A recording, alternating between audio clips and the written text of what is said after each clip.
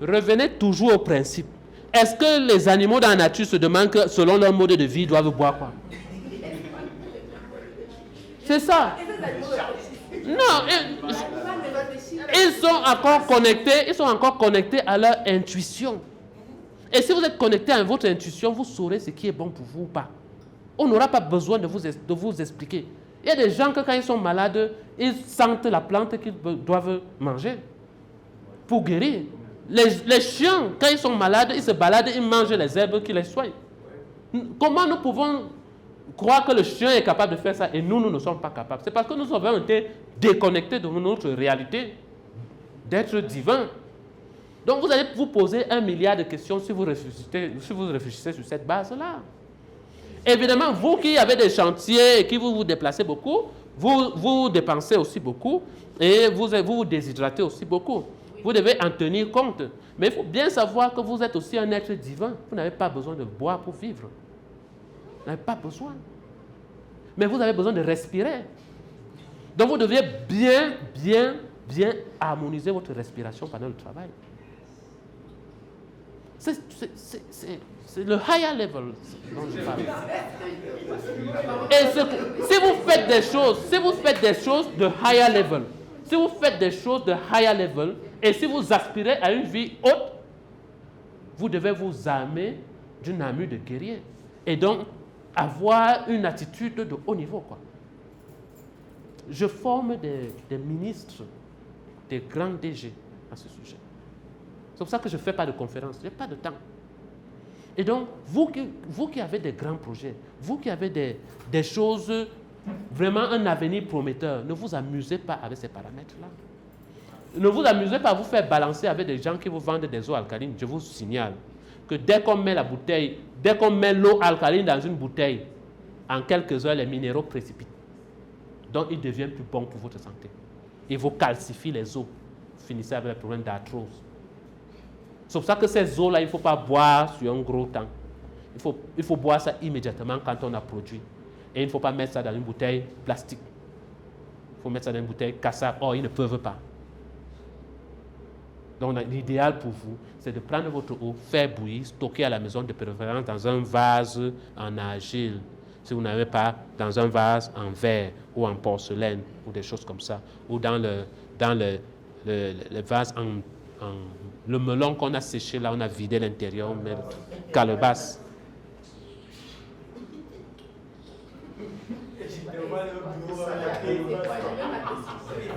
D'accord. Il y a des techniques aussi. Il y a des techniques qu'on appelle aussi les techniques de dynamisation de l'eau. Vous avez fait votre recherche. Comment on dynamise de l'eau? Parfois, on met dans une bouteille bleue. Quand vous mettez dans une bouteille bleue, vous posez ça au soleil, le soleil dynamise votre eau. Et après cette dynamisation, vous pouvez prendre ça, mettre dans une eau plus grande, même si c'est dans un contenant plastique, ça vous dynamise l'eau. Parce que tout est information et la meilleure information vient du soleil. Donc c'est pour ça que c'est connecté aussi avec beaucoup de la physique quantique et avec de la spiritualité. Il faut aller à la convergence des sciences pour comprendre ça.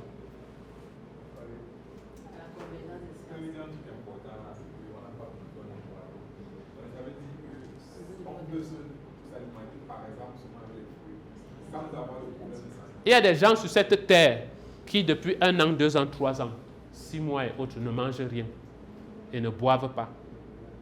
J'espère que vous savez ça. C'est parce que vous vivez en ville, vous regardez la télé. Vous êtes toujours sur vos téléphones. La vie n'est pas celle que vous voyez là, à travers vos téléphones. La vie est au-delà. On les appelle les... Qui connaît? Les gens qui vivent sans manger, sans boire. Ce n'est pas les moines. Même les moines mangent le soir. Ils boivent même les bières parfois. Quels sont ces gens qui ne mangent pas, qui ne boivent pas? Ils ont réussi leur... Même les yogis, après la méditation, ce n'est pas les gourous. Elles commencent à avoir un début de solution. Non, oui, ce que vous avez dit là. C'est un début de réponse. Je vous invite à chercher. Ça, vous ne trouverez pas. C'est pas ça, c'est pas eux. Et moi, comment? C'est pas ça. Lorsque tu nais, je vous invite toujours au bon sens. Ok? Lorsque vous naissez sur cette terre, qu'est-ce que vous faites? La première des choses que vous faites quand vous naissez? Respire. Avant de crier, tu respires. Parce que tu passes de la vie utérine où tu étais alimenté par le cordon ombilical, hein, à la vie terrestre ou aérienne où tes poumons s'ouvrent. Tu respires. Merci beaucoup. Breatharians en anglais. Qui vivent sans boire ni manger. Les respiristes. Les prianistes. Ils se nourrissent de l'air. Il faut croire que tu peux manger, tu peux rester sans manger. Croire que tu peux rester sans boire. Bon, évidemment, il ne faut pas que je pousse la chose aussi loin parce qu'on peut me prendre pour un... Voilà. Donc, arrêtez-vous à certaines choses que je dis. Ne me demandez pas trop. Parce que... Même Google a dit, c'est l'inédit. Voilà. Donc, on ne dit pas ça. Voilà. Donc, vous êtes en chemin sur cette terre et sur ce chemin, vous êtes censé apprendre. Vous êtes censé développer vos compétences. Vous êtes censé trouver même la raison pour laquelle vous êtes venu sur terre. Est-ce que vous êtes venu sur terre, vous balader dans les chantiers? C'est ça. Vous devez savoir. Est-ce que vous êtes venu faire la fraise aux gens? Est-ce que vous êtes venu faire les forages et mettre les produits chimiques dans les forages pour les gens? C'est ça. Vous devez découvrir ça. Et la raison pour laquelle vous êtes venu sur terre doit toujours être une raison qui améliore l'humanité. C'est pas ça qu'on appelle l'ikigai. C'est parmi ça. Mais bon, moi je n'aime pas les sectes. Hein, parce qu'on a tellement sectarisé les choses que les gens ils disent les ikigai, les ikikomori, les respiriens, les végétaliens et tout ça. C'est du sectarisme. Il faut être dans la connaissance pure. Il faut être capable d'entrer dans la chapelle, si sortir, entrer dans l'autre, apprendre, sortir, entrer dans l'autre. Il ne faut pas dire que je suis chrétien, musulman. Le jour où tu vois les musulmans qui prient, tu viens prier avec eux. Le jour où tu vois les chrétiens qui prient, tu pries avec eux. Mais tu ne dis pas que tu pries un Dieu ou autre, mais tu dis que c'est l'amour que je mets devant. C'est parce que je vous aime que je suis avec vous.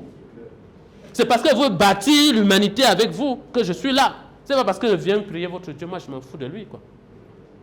Je ne suis pas né avec un Dieu.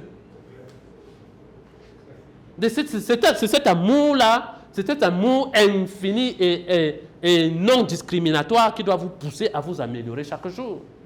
Et à dire que Ikokomori, respirianiste et tout ça, non. Je m'en fous de savoir si je vais manger aujourd'hui. Je sais que je peux vivre sans manger. Donc si je trouve un repas, tant mieux, super. Si je n'en trouve pas, je continue ma vie. Et si j'ai faim, je sais que la faim est psychologique. Et donc si j'ai faim, si la faim c'est toujours un réflexe. Que tu manges toujours à 7 heures, c'est pourquoi tu ne manges pas. Mange. Tu dis que non, j'ai faim, je dois manger, je suis fatigué, si je ne mange pas, je vais mourir. Ça n'a pas de sens. La science même dit que un être humain normal, qui a le poids normal comme moi là, il peut vivre 40 jours et 40 nuits sans manger, ni boire. Non, ce n'est pas ésotérique. Mais en 15 jours...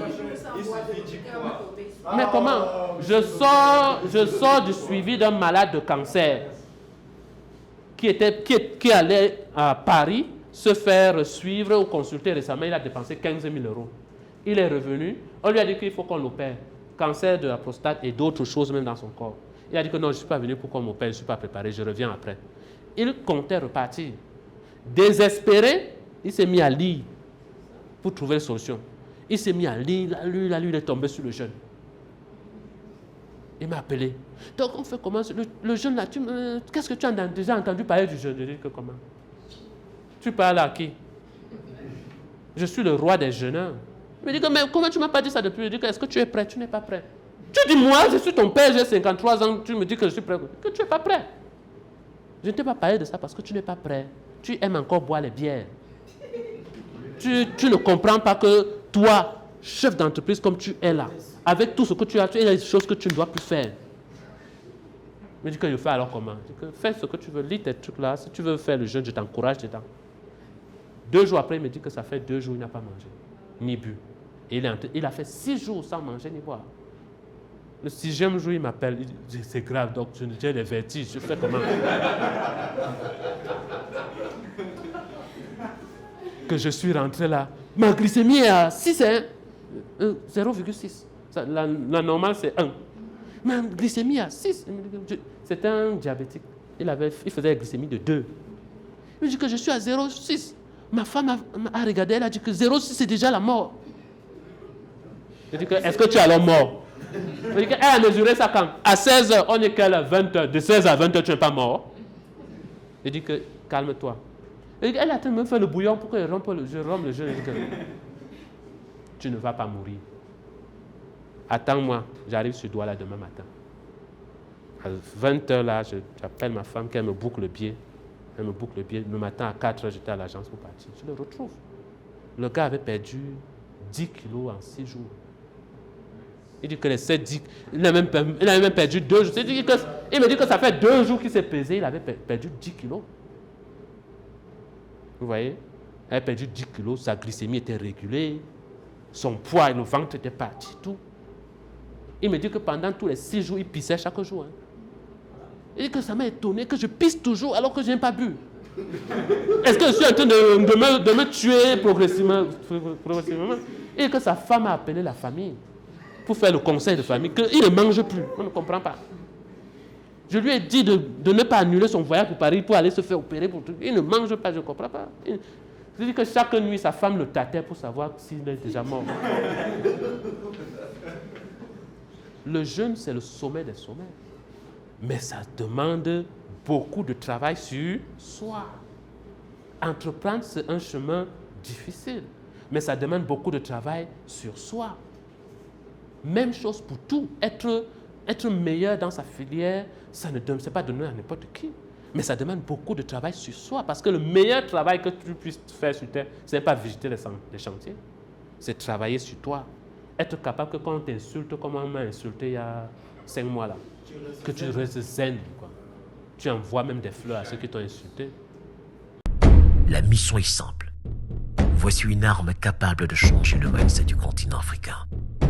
Détruire l'obésité de l'inconsistance intellectuelle dans laquelle se cache le coffret VIP.